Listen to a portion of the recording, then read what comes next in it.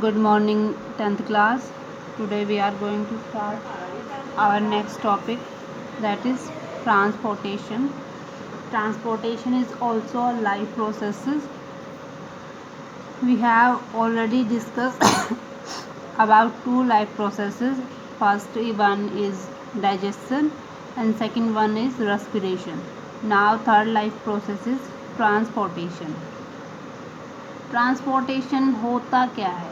Transportation means movement of substance material from one part to the another part, from one location to the another location, इसको बोलते हैं हम transportation. अब transportation है जो हम लाइफ प्रोसेसेस कर रहे हैं, तो लाइफ प्रोसेसेस किसके अंदर हो रही हैं?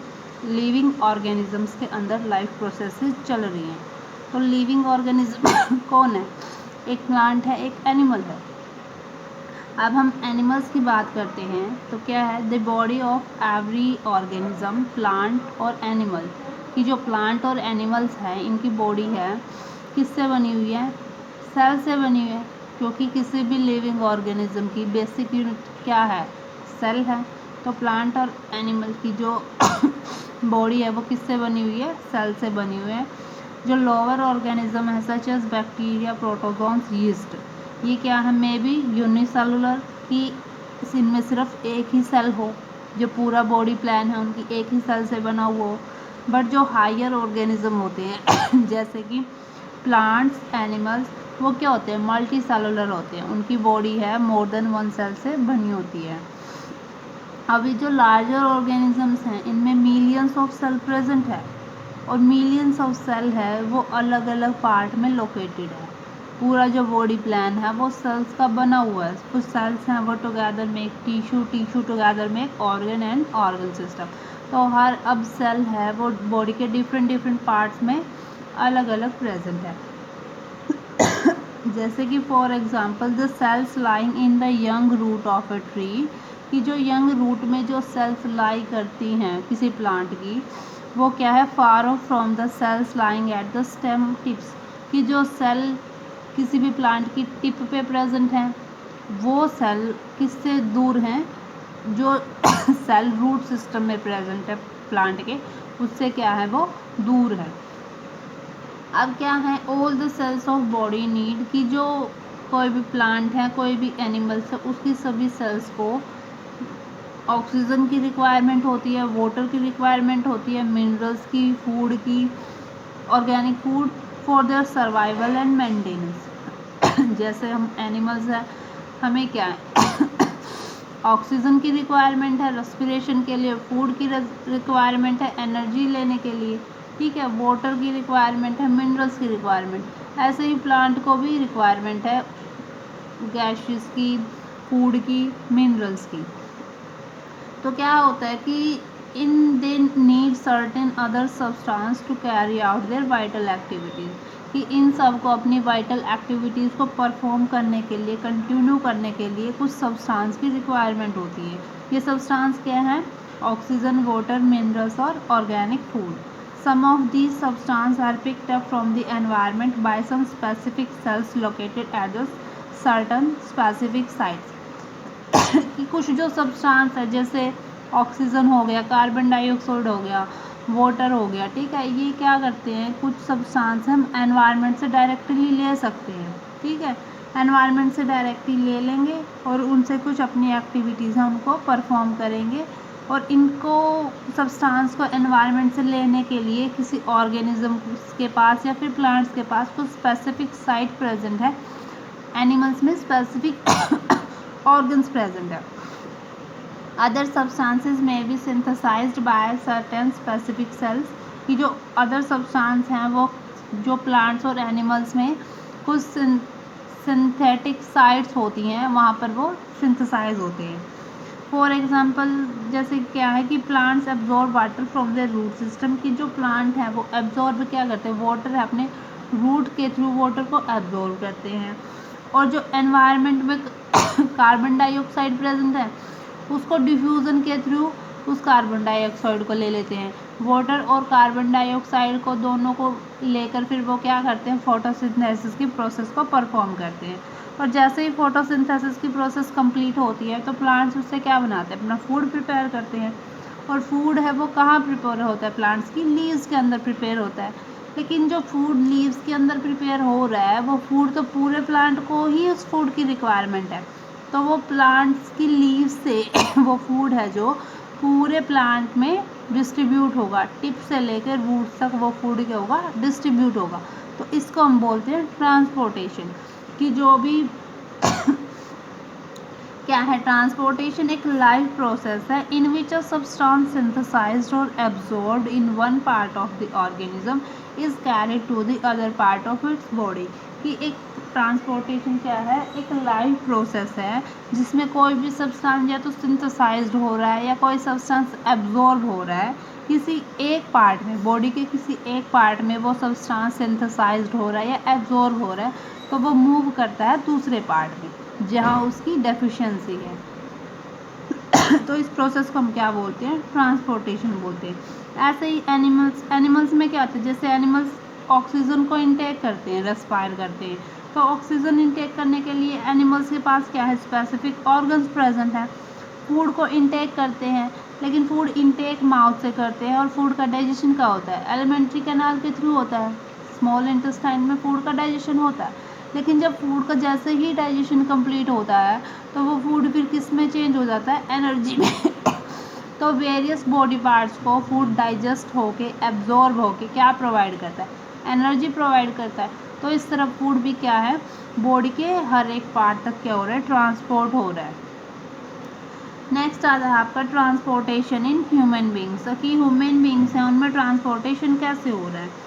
In higher organisms, various substances such as oxygen, carbon dioxide, digested food, hormones, excretory products।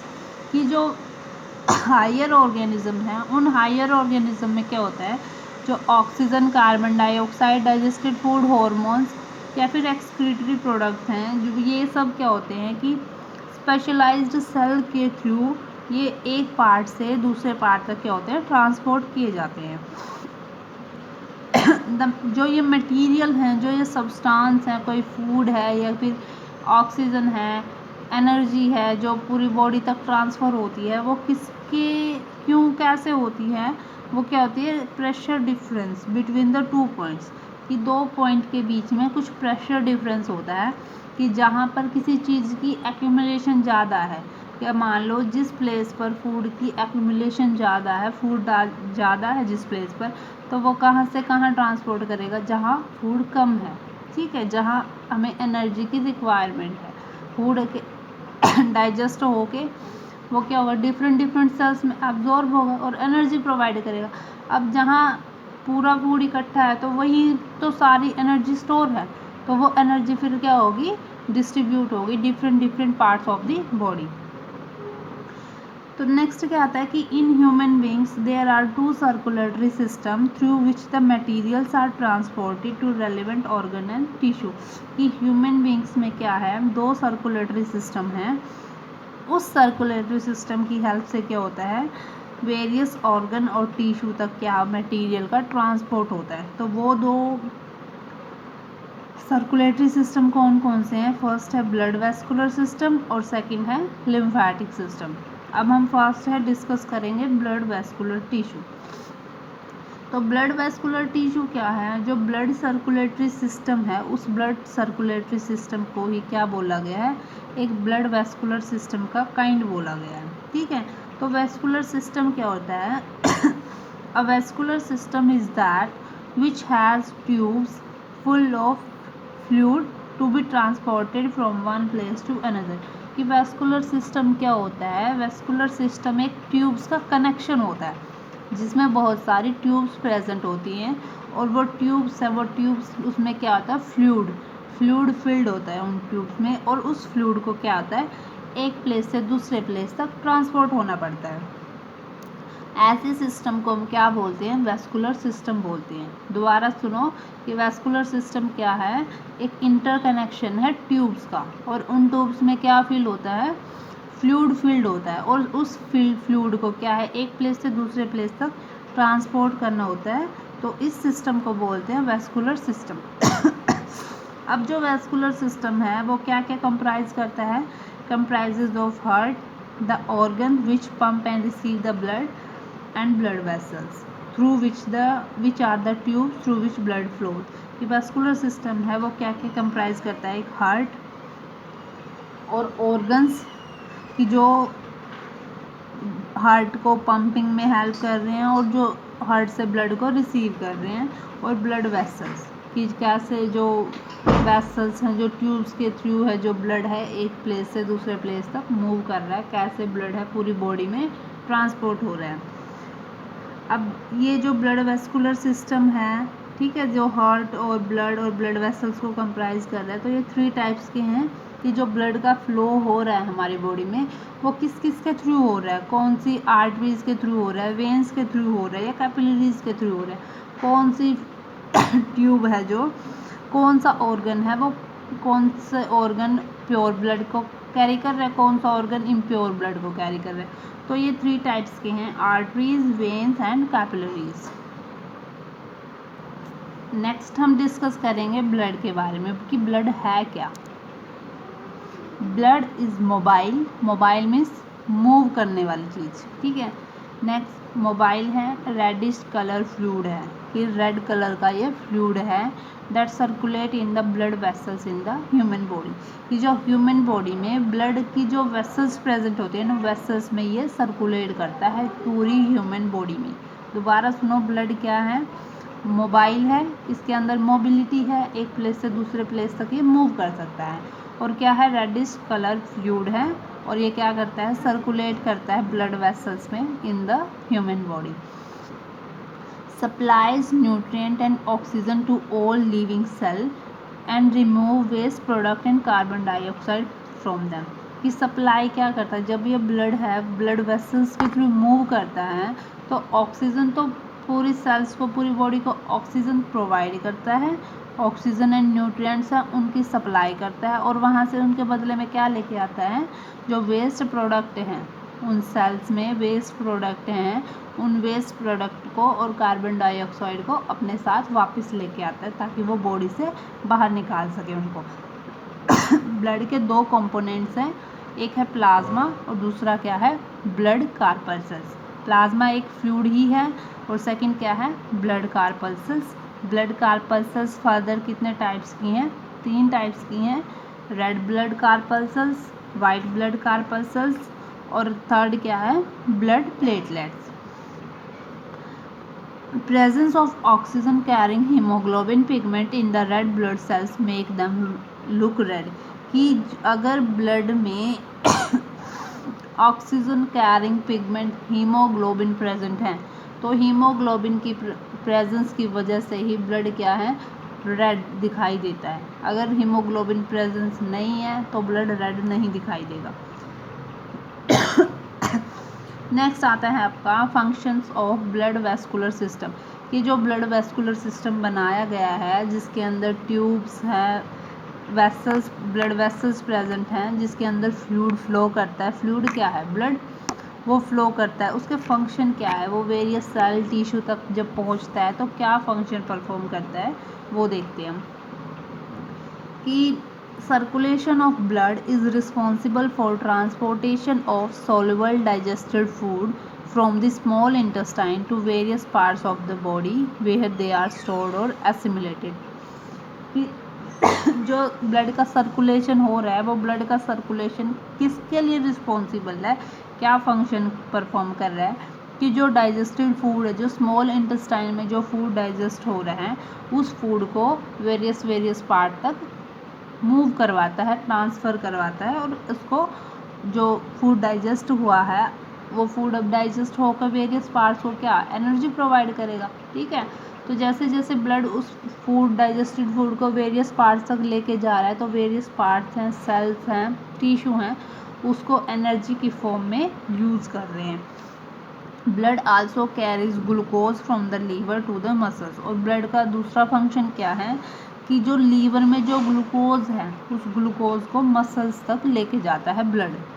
Next क्या है कि blood carries soluble excretory material such as urea to the organs of excretion, कि blood है सोल्यूबल जो excretory material होते हैं जैसे कि यूरिया, उनको उनके ऑर्गन्स तक, एक्सक्रीटरी ऑर्गन्स तक लेके जाता है ताकि वो बॉडी से बाहर एक्सक्रीट आउट हो सके।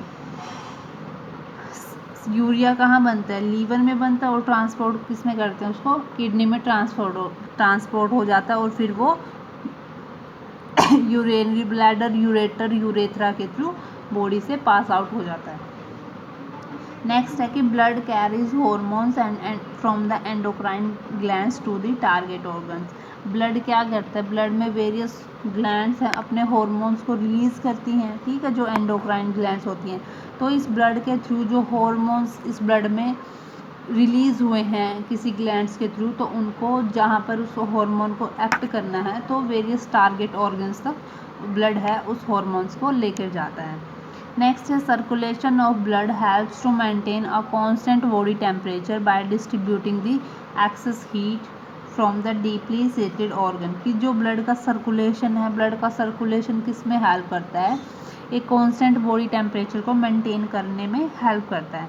कैसे करता है उसको बॉडी टेम्परेचर को कांस्टेंट? कि by distributing the excess heat from the deeply seated organ, कि जो डीपली सीटेड ऑर्गन है, डीप ऑर्गन है, अगर उनमें एक्सेस हीट है तो उन एक्सेस हीट को ब्लड अपने साथ एब्जॉर्ब करके एक प्लेस से दूसरे प्लेस तक ले जाएगा, और इस तरह से जो बॉडी है उसका बॉडी का पूरा टेम्परेचर क्या रखेगा? कांस्टेंट करके रखेगा।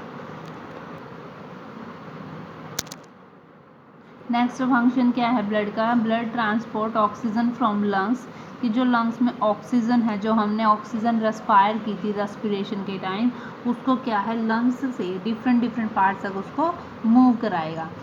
In the blood oxygen combines with haemoglobin, कि ब्लड में जो ऑक्सीजन प्रेजेंस है, ठीक है, वो ऑक्सीजन है हीमोग्लोबिन के साथ कंबाइन करके क्या फॉर्म कर लेगी? Oxy haemoglobin. When the blood reaches the tissue, जब ब्लड है डिफरेंट टिश्यू तक पहुंचेगा तो ब्लड के साथ क्या प्रेजेंस है? ऑक्सीजन प्रेजेंस है, ठीक है। Oxygen from the haemoglobin diffuses into the tissue cell where it is utilised to release energy in the form of ATP. तो ब्लड से जो ऑक्सीजन है, जो हीमोग्लोबिन है, ब्लड है, उससे ऑक्सीजन क्या है उस टिश्यू में ट्रांसफ़र हो जाएगी, ठीक है। तो देखो कि ट्रांसफ़र किसकी फॉर्म में होगी? वो एनर्जी की फॉर्म में, एटीपी एनर्जी की फॉर्म में। ये हीमोग्लोबिन था, इस हीमोग्लोबिन मतलब ये ब्लड के साथ ऑक्सीजन कंबाइन की तो इसने क्या फॉर्म कर लिया? Oxy haemoglobin, HgO2। Next function क्या है? Blood carries carbon dioxide produced by the tissue to the lungs for breathing out, कि ब्लड है वो क्या कैरी करता है? Carbon dioxide. जब ब्लड है टिश्यू को ऑक्सीजन प्रोवाइड कर रहा है तो ऑक्सीजन तो उनमें डिफ्यूज़ कर दे टिश्यू में, लेकिन एक्सचेंज में क्या ले रहा है टिश्यू से? कार्बन डाइऑक्साइड ले रहा है। उस कार्बन डाइऑक्साइड को फर्दर फिर कहाँ लेके आएगा? लंग्स में लेके आएगा, ताकि वो जो कार्बन डाइऑक्साइड है, फाउल लेयर है, वो लंग्स से ब्रीथ आउट हो जाए बाहर एनवायरनमेंट में। नेक्स्ट है blood has a property of clotting which prevents excessive blood loss. Blood के पास एक ऐसी प्रॉपर्टी होती है कि उस प्रॉपर्टी को क्या बोलते हैं? उसकी क्लॉटिंग प्रॉपर्टी, जो कि एक्सेस मतलब कोई कट लग गया तो थोड़े टाइम बाद क्या होता है कि 1 मिनट 2 मिनट के बाद वो कट जहाँ से ब्लड निकल रहा था रेगुलरली, तो थोड़े टाइम बाद क्या होता है वो कट है जहाँ पर ब्लड निकल रहा है, थोड़ी बार वो ब्लड है वहाँ पे क्लॉट हो जाता है थोड़ी देर बाद। तो वो किस वजह से क्लॉट होता है? क्योंकि ब्लड के पास एक क्लॉटिंग प्रॉपर्टी है, वो वेरियस सब्सटेंस या फिर उनकी वजह से होता है। आगे हम ब्लड क्लॉटिंग में उसके बारे में डिटेल में डिस्कस करेंगे। नेक्स्ट है the white blood cells which act as soldiers of the body by killing the bacteria and germs, की जो वाइट ब्लड सेल्स हैं, जो हमने कार्पल्स की थी ब्लड की, ब्लड के 2 पार्ट थे ना, एक प्लाज्मा था और दूसरा ब्लड कार्पल्स था। ब्लड कार्पल्स फर्दर 3 टाइप की थी, red blood cells, white blood cells और blood platelets. Red blood cells हैं वो जो रेड ब्लड सेल्स हैं उसमें ही रेड ब्लड सेल्स प्रेजेंट होंगी। वाइट ब्लड सेल्स हैं वो क्या किसकी तरह एक्ट करती हैं? सोल्जर एंड स्क्वेंजर की तरह एक्ट करती है। अगर हमारी बॉडी में कोई फॉरेन पार्टिकल एंटर कर गया है तो उसको किल कर देंगी। Thus the blood protects our body from the attack of foreign bodies and disease causing pathogen. और इस तरह से ब्लड है वो किस तरह एक्ट कर रहा है हमारी बॉडी के लिए कि हमारी बॉडी को जो फॉरेन सब्सटेंस है, जो बैक्टीरिया वगैरह हमारी बॉडी में एंटर कर रहे हैं, तो ब्लड है, ब्लड में क्या प्रेजेंट है, वाइट ब्लड सेल्स प्रेजेंट है, वो उसको किल कर देंगी और हमारी बॉडी को डिजीज से प्रिवेंट करेंगी। नेक्स्ट है the blood act as a buffer and maintains a constant solute potential and pH. ये ब्लड है जो एक बफर की तरह एक्ट करता है और हमारे जो बॉडी की पीएच है उसको मेंटेन करके रखता है।